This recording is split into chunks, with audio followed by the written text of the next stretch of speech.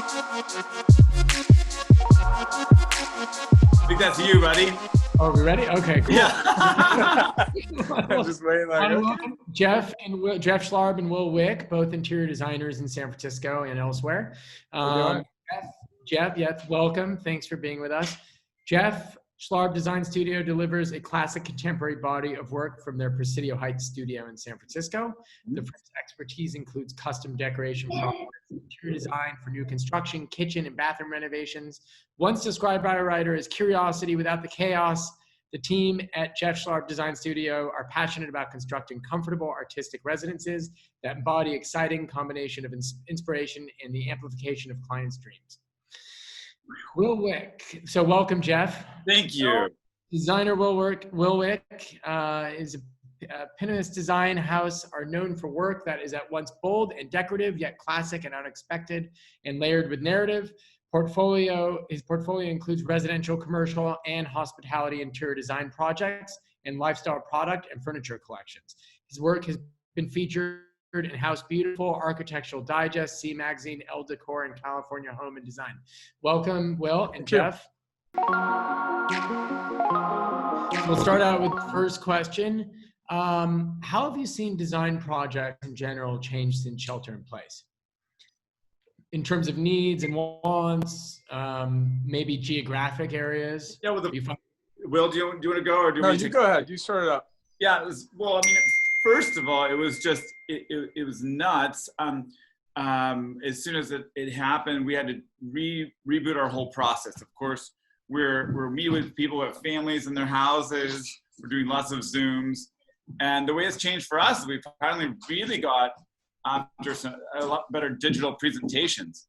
We're using 3D Max. We're able to put people, they can either get their goggles on or just move around the whole room in their screen. And we're modeling each detail on every piece of furniture, etc. And so that's what's changed, just the process. And what about in terms of what they're asking for? Are they asking for they want a big home office? Do you think that's going to be a big change? One of our new projects right now is creating a bedroom into a bar, and a whole a closet and a giant new office on the lowest floor for the husband. That makes sense. Yeah. That's What about you, Will? What do you think?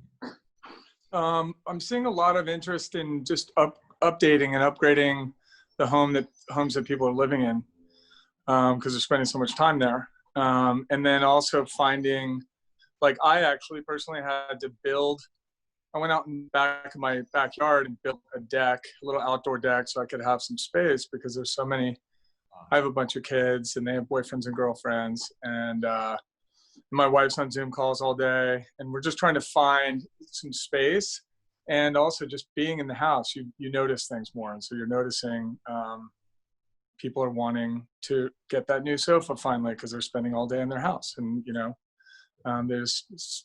they just want to get it done and upgraded, because we don't know how long this is going to go on for. Totally. What about style trends? I mean, do you think the style has shifted? I have noticed, for example, in Los Angeles with these mega mansions, the style has kind of switched from kind of the cold, slick, modern look to a little bit more warmth in there. I don't know what exactly has caused that change, but it's really some of the properties that have been sitting for sale for $50 million, they've now undergone mini renovations to make them feel more family oriented and warm. Have you seen things like that? It's been a few months. It feels like forever, but I haven't personally seen a ton of that, but it makes perfect sense. I think people, when they're in their homes, they want to feel comfortable. Maybe they work huge long hours at their office. They come home at night. Maybe they're more set up for event spaces or for partying. And then you realize when you stay at home all day that maybe it's not quite as comfortable as it could be. I'm seeing some of the clients be really collaborative in such a great way. And what they might have, a project's design direction started, in one case, a lot more traditional than we might see. Some of the projects come into our house, but we're in it. And then she moved it. She did the research. She's sending us things she loves. There's lots more communication. like as Will said, they're sitting in their home thinking about that sofa, Your hands on. hand in hand, like all of it around. So almost the design direction moved pretty quickly. And what I would say in this case, something much more exciting. Yeah, because you're working more with the client versus just totally hands off. Yeah, I mean, the design's more exciting. They're putting more thought into it rather than like they would say, I want a very traditional interior, and then they would go back to work and they wouldn't think about it anymore. But they're thinking about it because they're sitting literally in that house all day. In it. Yeah, exactly. And so they could maybe move where they would have compartmentalized their decision. No, design team, make it this way. They're like, no, maybe I am open. Yeah. Maybe I am exploring a bit of photography. And that's Totally. great. Makes sense. But where do you both, and feel free to just jump, where do you get your inspiration from? And I know it's a very loaded question, it's a very broad question, but like, is it from, you know, where you live, like on Wolfback Ridge type of thing, or is it from travel, or is it from family? Like, where would you say your inspiration comes from most? For me, it's just Will. Like I just, Right? Get around me. You're good. I just hang around him and then. I'm blushing, Jeff. Stop. What about you, Will? I mean, go ahead. I get. We're always trying to be. This is a term I've learned recently. The kind of the adjacent familiar. You know, like something that people like really. I like that too. Something I kind of am comfortable with, but make it exciting. But don't make me like try to blow my mind when I come home. I want this adjacent familiar, but I want to keep moving. And so really our design team and the sourcing and all the vendors come through, like, oh, let's grab that, grab that, grab that. I can see those combinations coming together in a really, you know, inline way with our studio's work, but it's fresh, new, and feels artistic. No. So it's kind of all the people that are around us working together, truthfully.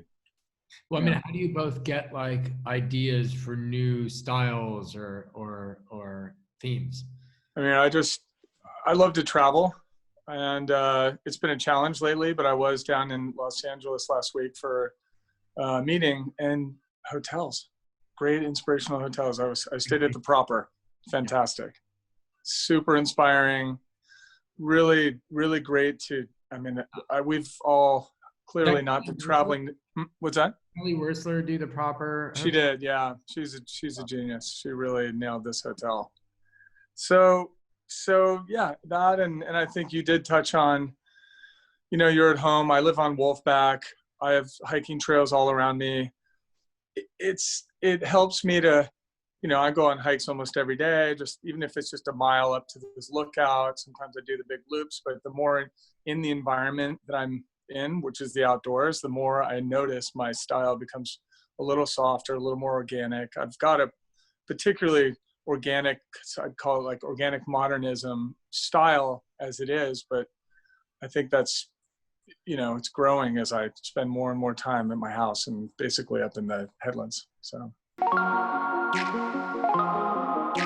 know, like Frank Lloyd Wright was really inspired by nature versus like urban big cities. Kind of interesting. What, how would you define good design? I know that is obviously a very personal question, but I mean, I always think of good design as a reflection of the individual personality of the person living in the space or working in the space. But yeah, how would you define good design other than personal preference? Jeff, go for it. Well, what makes a place well designed? Like when you walk in a place and you're like the Proper, and you said this just, you know, Kelly Wersler nailed it. Why? Other than the fact that obviously aesthetically you like the aesthetics. I think so. There's a number of things that create a good design for me. One is just thought, and how the thought is executed through like programming. How when you walk into the hotel, the Proper, for example, it has a point of view. There are aspects of it that are outrageous and wild, but overall it's very well thought out, textures, colors. The programming is fantastic. So it's these layers of okay, so I think the most important aspect is the program. What are you trying to accomplish? what does the room need? Like, what is the functionality? What are the programs of, like, you know, is it going to be a party house? Is it just a casual living room? And then once you attack that, then, you know, Jeff and I would get into like, all right, let's have some fun here and have those like, get that design inspiration rolling, and then make sure to always cross-reference back to the program and edit. You know, editing is really, really important for me. It's probably the most important aspect of when I feel like I've succeeded in design. I've taken probably half of what I initially wanted to put in the room out. Take it out. Get it all out there first and then remove after. And then what I mean, building, I agree with everything that Will said. What I tried to do early on is really set a design direction for each client. And it's a tough question to answer. It's like, I want to know how we're going to amplify our clients' lives, or in my own life when I do my own house, like what's going to make me feel awesome or recharged or calm, or what do I need this space to deliver me? You know, like it used to be that people had really, really busy lives at work, to commute, and then it would be easy for people to say, I just need it clean and neat and calming when I get home because my life is so crazy. It may shift right now. Now I need a little bit of excitement at home. Mm-hmm. And so what do each one of these rooms or whole home meant to deliver ourselves or our clients? And so I think when we deliver, like, people get that answered when they come home, then we've done our job. Like, the best answer I heard when I asked, like, what do you want this home to say? What do you want it to say? She said, when I have a party, when I have people over, I want them to leave and say, I'd like to get to know these people better. They're interesting. I can see them in the interiors. Yeah. That was the best answer I've ever heard. I think that's super interesting and totally true. I think, you know, a well-designed space should be a reflection of, it should give an emotional reaction when you walk into it. That's really unique to the people living there. You should leave kind of getting a better sense of who that person is. And then also on the flip side, that person can convey certain aspects of their personality in ways that they couldn't in an initial conversation with someone. Well, what do you want your house? What do you want people coming over to your place to leave saying? For me, I think that like emotions are like a cozy, warm, inspiring conversation that's interesting and kind of people to kind of, I like people to come in and feel like they're not in their routine and not in their daily San Francisco life. So they feel like they could be anywhere. There's a hotel in LA I really like called Petit Hermitage. I stay at often, and the roof, like when I'm there, I know I'm in LA because the view is of the Hollywood Hills, but I could be anywhere. It has like a taste of Morocco, Spain. Mm-hmm. It has like old music from the 1920s. Love that place.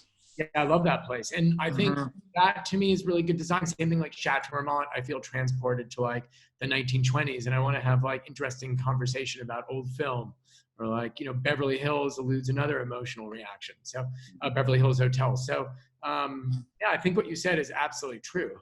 And I think to me, when design isn't as well done, it's when you walk in a place and it looks like a standard, like a normal hotel lobby, and you don't have a sense of who that person is at all. And it doesn't look like they live there. Yeah.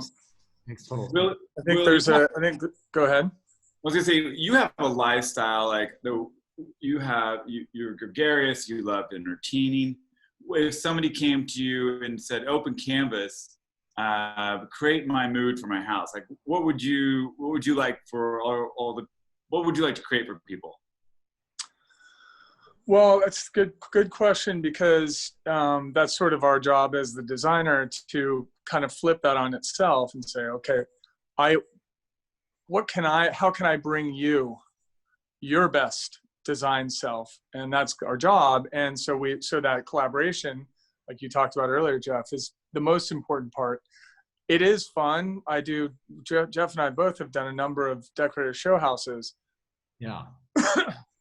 They're really good reflections of me and my taste in a variety of different ways.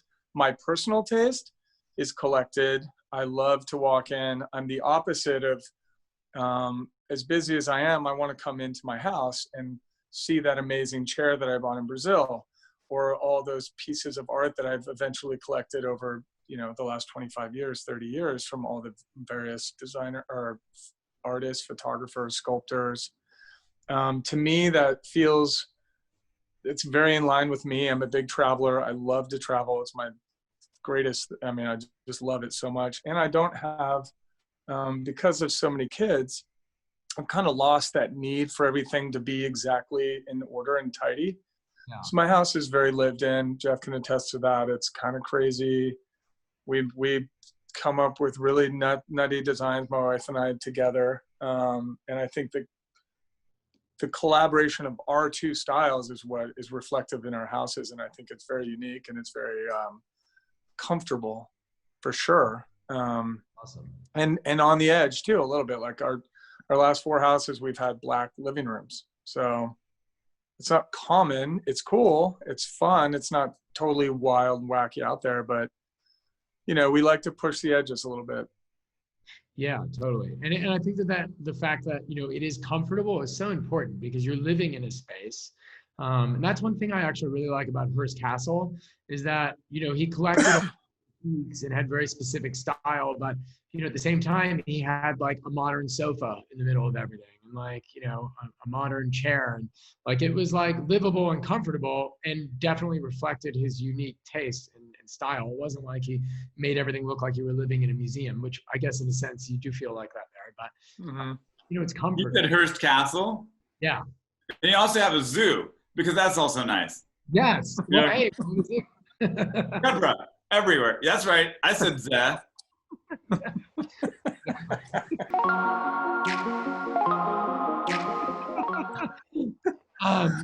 That makes sense. That's funny. And when you say travel, where do you like to travel most? I like to travel everywhere. I've done extensive travel through South America. Brazil was like my home for twice over between college and just after college for 3 years. So I traveled the whole of Brazil and various other places in South America. I travel to Europe as often as I can. Obviously, Paris is fun, Marrakesh, Amsterdam, just kind of wherever I can get to. I haven't explored Asia as much, so that'll probably be next, but I respond to Europe. Yeah, I just had New Year's in Amsterdam, actually, this last year. I'm such a fan of that city. Oh, it's the best. So interesting, too, because it was one of the richest countries in the world. In the 17th century. Oh, really? I didn't know that. Yeah, it was like a trading country. And, yeah. And they discovered New York. So actually, I think that when I'm in Amsterdam, there's similarities, slight similarities culturally and architecturally with Manhattan in a funny way. Yeah.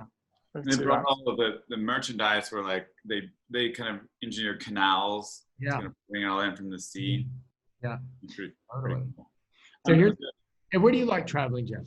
Yeah, I was just thinking about what influences. I'm right now in my place in Healdsburg, California, and it's like an exaggerated cottage, it's a pretty,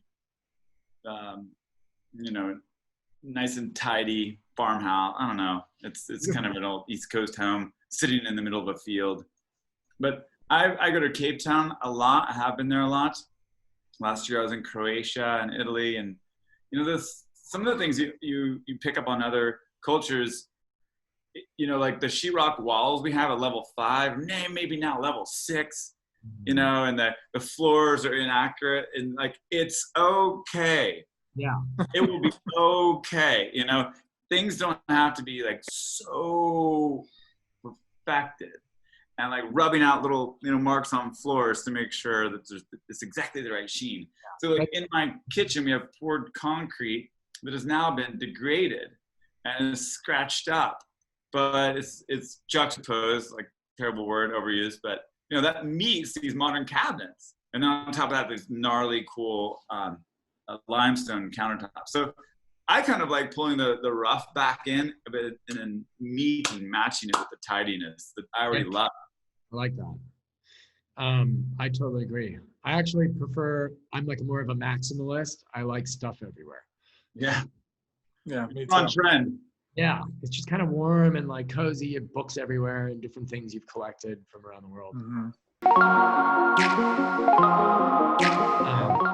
So here's a totally different thing. What about staging? And this is obviously, Jeff, you're the staging expert here. But, I think a lot of clients who don't have a lot of experience with it, they think, selling their house, they think, why do I need to stage? My furniture is nice enough. People can look, they know what it's worth. They know if they like the house. What does it matter if we get, fake furniture in here? Obviously staging is of utmost importance in selling a place, and it'll pay back, 50-fold. What do you think the difference is between, staging, not staging? What's the importance of staging? Well, it's exactly on trend with what Will and I do for design clients, except it's trying to replicate proper interior design. And we're doing this, we're just selling lifestyle. And so if Will does a house, our studio does a house, no staging necessary. It's like nice and tidy, well proportioned, but that's not every house. When you go in and it flows, although sometimes we'll do a house and because our clients want it this way, and actually this house is this way, it's like a hunting lodge, like manland dining room. The living room's more boho, and the other one's like clean and neat. So you do want a home to have a common thread woven through it, more so than every designed home needs to have. And then it needs to feel like it needs to be enough so that it really connects with people, and then well proportioned and really shows the space. I feel also, Jeff, like a variety of sort of soft collaborations with Jeff, and then just with some other real estate people where I've brought in some more personal effects, like some interesting art, or some sculpture to give it that feel of like a home. And I think Jeff's done that really successfully, where he's got a great selection of furniture that he's amassed over the last 20 years. But then has also amassed some really great sort of personalized pieces. So it makes it feel like you're actually walking into someone's house, but not too much, not too personal, because obviously as a realtor, you want them to imagine how it would be their own.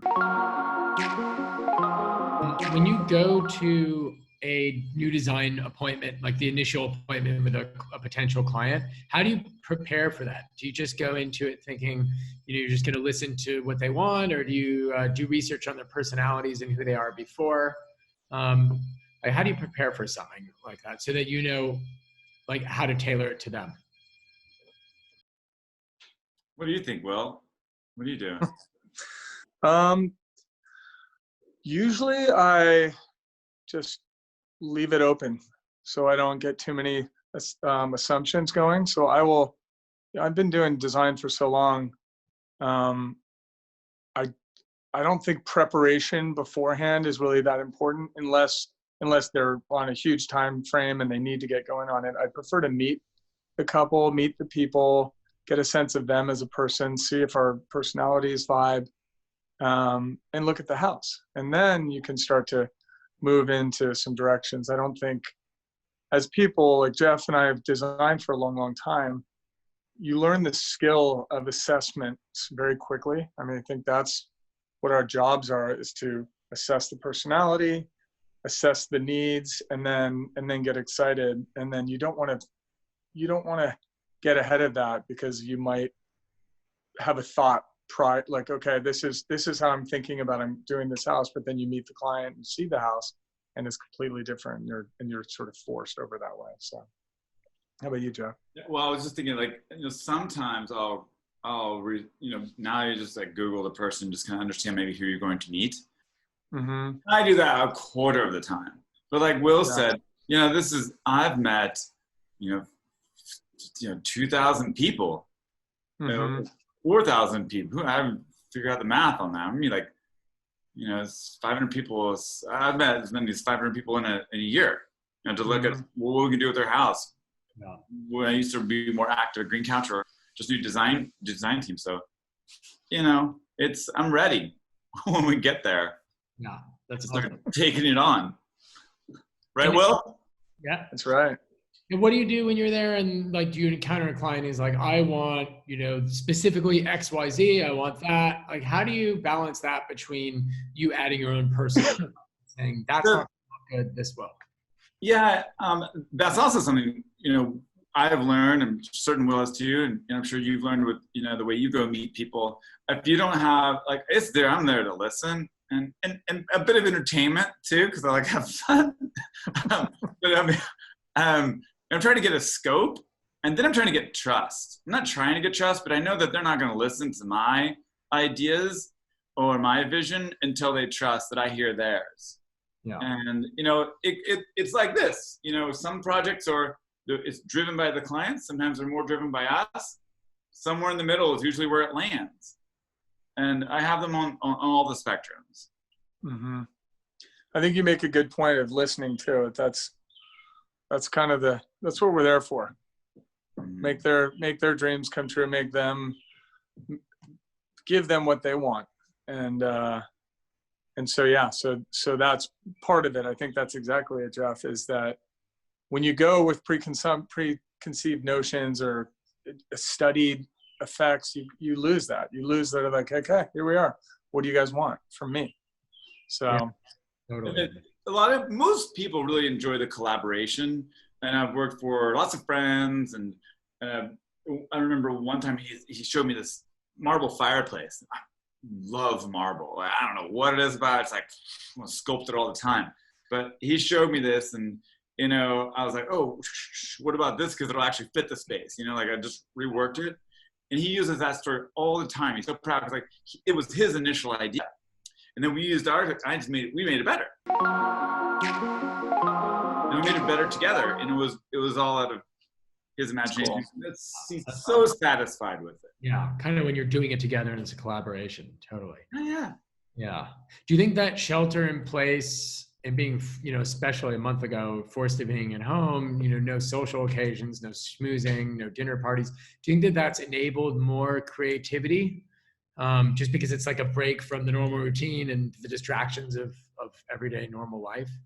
You're kind of stuck at home to think about things? Maybe on the client side, I wouldn't say it's been more creative on our side. Work's just harder. Like everything we do is harder, it's longer, it's more distant. Yeah. I will say that, not being able to see people is tough. And because Will and I have done this for 20 years, I'm able to still get things done. I mean, contractors, fabricators, but it's because of these deep, like, personal relationships I have people person to person, human to human from yesteryear. And I can still get an effective still over this screen. Yeah. But and that's something I really cherish. Yeah. What about you? I feel like I had a number of projects wrap up right prior to COVID or coronavirus. So I found the break from the same inspiring. It was a little terrifying at the beginning, and just sort of just not knowing what was going to happen and how long this was going to happen. There's a lot of fear around, my parents getting sick and so forth. It was a good break. Yeah. So that felt nice because it's the monotony or the sameness of my life prior to this has just exploded. A lot more time to think, which is good and bad. There's obviously aspects of being, after like 40 days in my house, barely leaving, I was starting to lose my mind. Yeah. But it also did push me into like thinking more whether or not I'm going to be more visually creative with my new jobs. I'm not quite sure because I haven't really gotten back to work yet. I mean, I think Jeff and I have differences in where we were in our time right when coronavirus hit. Jeff has a ton of projects going on. I have a few, but I've kind of winded down a little bit. So I've had this break. So that makes sense. Excited to get back to work though, for sure. Totally. It's like a refresh. What kind of last design related question specifically? What room, like if you're like, you own a property and you don't want to do a whole remodel of the entire thing, what do you think are the most, like, what are those 1 or 2 rooms that are going to transform the feel of your house or condo? Like for me, I would think it would be like kitchen and bathroom.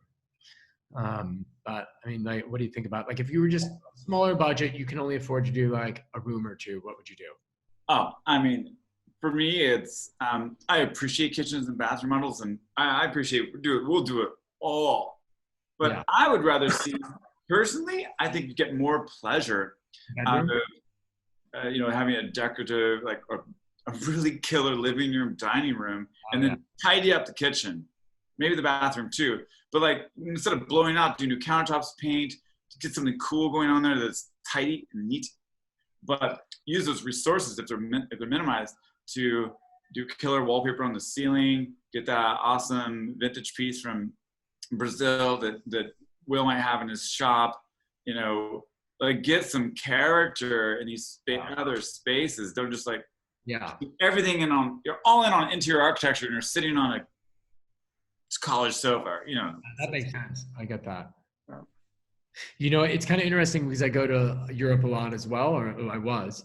And like when you go to really beautiful houses in London or England or Paris or France, like unless they're owned by like an American or something, they're generally like the kitchens there's no real focus on making them fancy. And nobody really cares, by the way, whether there's like fancy countertops or like a Wolf, stove or something. It doesn't really matter. It's more about, like you said, getting cool objects that you've collected and putting them in different places and kind of the meaning behind that. And it frankly makes more interesting atmosphere and conversation, I think. So I think that makes a lot of sense. Yeah, and there's what I've noticed recently, just being up here, is outdoor space. I mean, for me, I love the outdoors.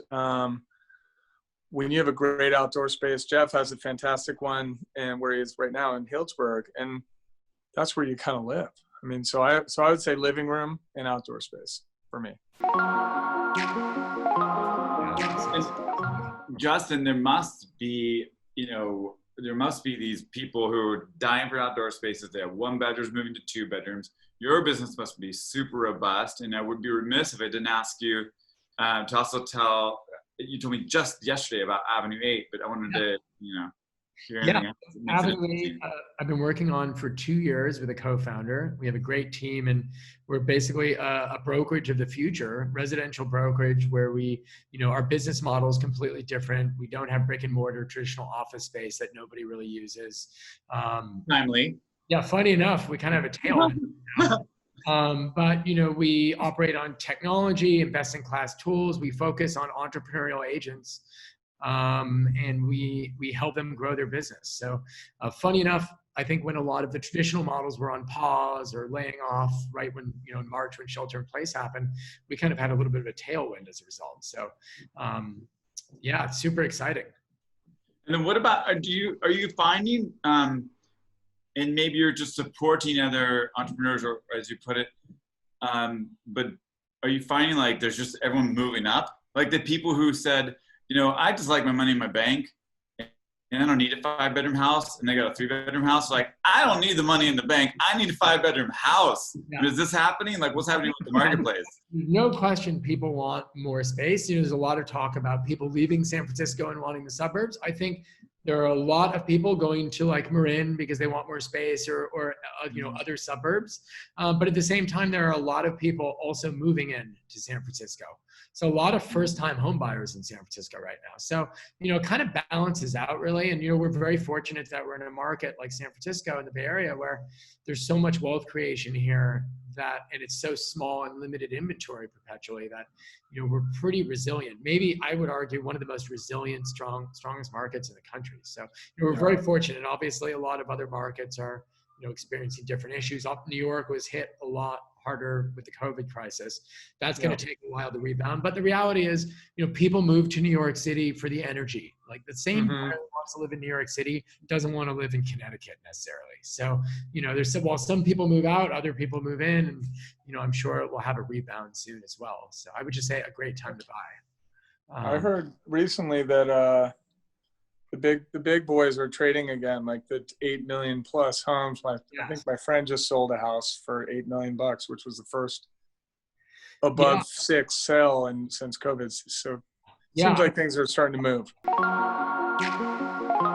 Yeah, things are starting to move. People are becoming kind of adjusted to it. That kind of like pause, in March where people didn't know what was going on has definitely subsided, and I think people are realizing it's okay. Yeah. Absolutely. Who would you say inspires you most, like as a designer in the design world? It could be somebody from when you were a kid that got you into design, or is there a designer that you always looked up to, or that you admire their style, or a person? It could be a collector. I'm always fascinated with Joseph Durand. He's got his copy of a book that came out recently, but he likes doing like just pretty rad stuff with stonework, and I like it too. It's just really cool.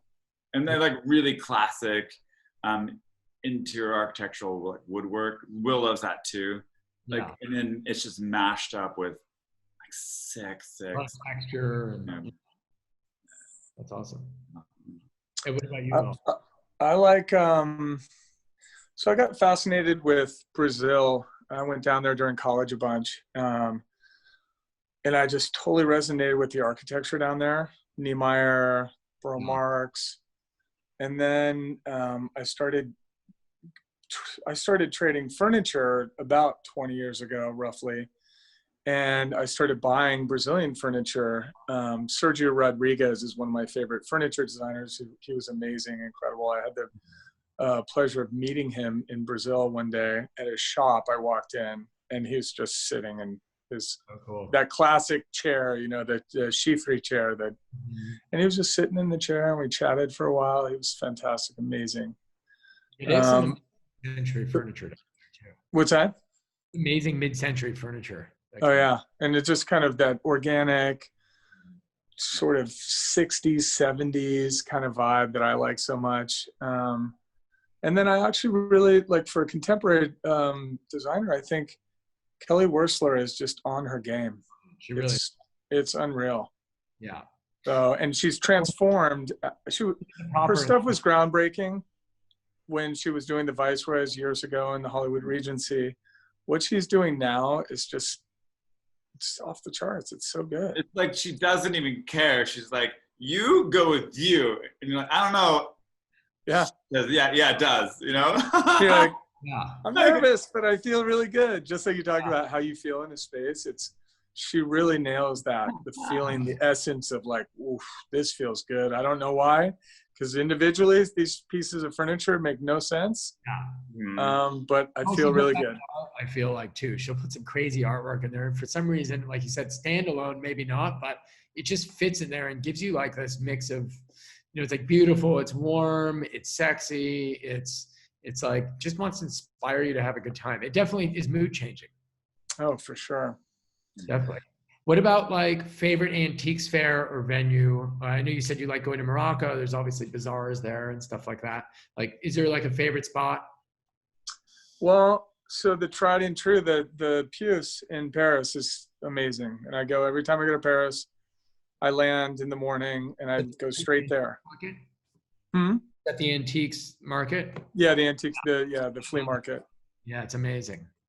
So I have this thing, I go straight there. I drop my bags at the restaurant right there, and I just do a full day. It's amazing. Like an indoor market there called the Serpette, I think it is. Yeah. It's very cool. And then I've some of the big ones like Round Top in Texas is amazing. You're not going to necessarily get all of what you're looking for. It's more of like it's more specific, casual, and sort of country, if you will. Yeah. Oak. A lot of oak. Not Jeff's. I don't think Jeff would find much for himself for his designs in Texas, but I like the Paris flea market, of course. I sometimes talk about like the future antiques, the John Pomps of the world they're at D'Souza Hughes and the Coup Studio. Like, these are things that are really wicked, and I think their designs will look really wicked in years too. So I kind of like those future old ones. But even to fabrics, like, blown away by all the new heavy patterns and heavy fabrics from Pierre Frey. I mean, these fabric houses they're sculptures in their own right, like what they're doing. So, for sure. Yeah, there's some Oh, great shops around. you're on mute or something, Justin. Oh, you're on mute. Yeah. Huh. Here I am. I was going to say, I really want to go to the Milan furniture. There's like a furniture design fair that happens every year now in Milan. Have you been to that, Jeff? I've never been. No, I'm going to stop doing the Paris show. Milan Design Week. That's I what think it's every other year. It's like a homeware show, or it's like it's for building more like interior architecture, and then the next year will be more homeware and furnishings. So Right. no, that's actually next on my list. Okay, just to slightly wrap it up a little bit, what's your favorite museum in the world? It could be small. It doesn't have to Tate be. Modern is like one of the first places I ever went.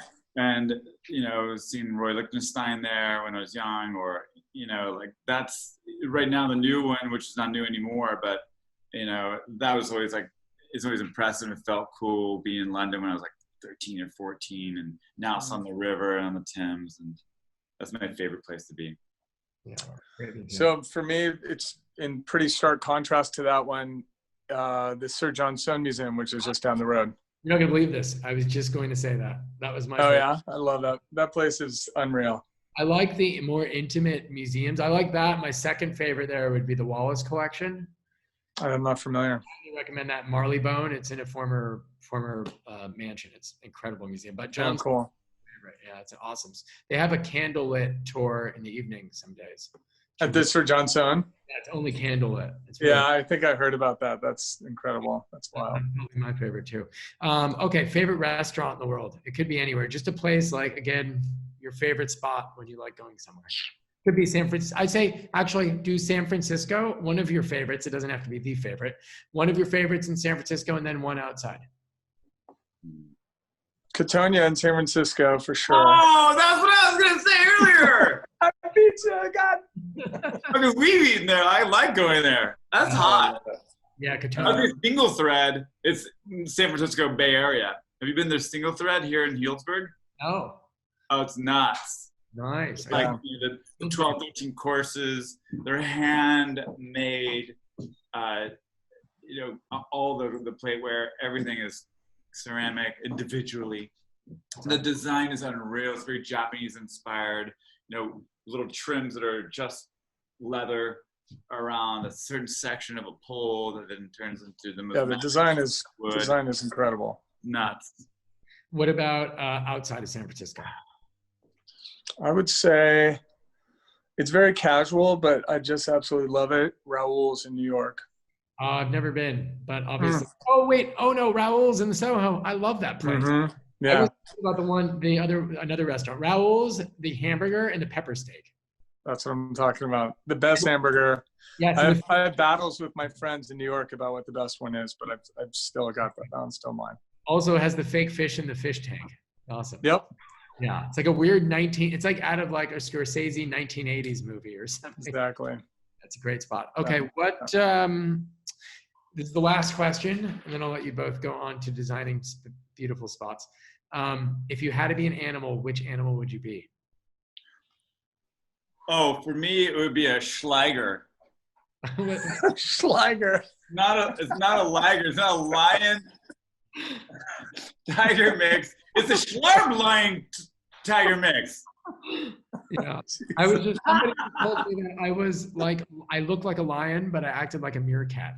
Not sure if that was a compliment. Oh my God, that's so funny. No. Yeah, it's a compliment. I don't know. God, that's a tough one for me. Wouldn't you be a wolf? Oh, no. I'm a jaguar. Jaguar. That's what I supposedly The one in the I back. met a shaman in Tulum in January, and we went to do a temescal, which is a sweat lodge. And I walk into the room, and the guy kind of jumps back, and he looks at me all kind of like bright-eyed, like almost like in fear of me. And I was like really nervous to do it because I get claustrophobic. But they're actually quite amazing. He jumped back, and I was trying to understand what he was saying. He was speaking in like Quechua or something. And then he described it to Jen, my wife, that she's like, he's black jaguar. Black Jaguar. I was like, is that a bad thing? What's going on here? Anyway, so yeah. Not a Schlager, not to be confused with a Schlager. Yeah. It's like Napoleon Dynamite's second tier. What do you like to? That's amazing. Well, thank you both for joining. I really appreciate Thanks, it. Justin. Oh, Yeah. yeah. Thanks, You're Justin. both incredible interior designers, and we'll definitely supply your info, and both great guys as well. So stay safe, and thank you again. Thanks, buddy. Thank you, guys. Thanks, bud. Good work, Jeff. Having you, A. Good to see you, Will. See you soon. You too, Justin. Yeah. Thank you. All right, guys. Bye. Peace.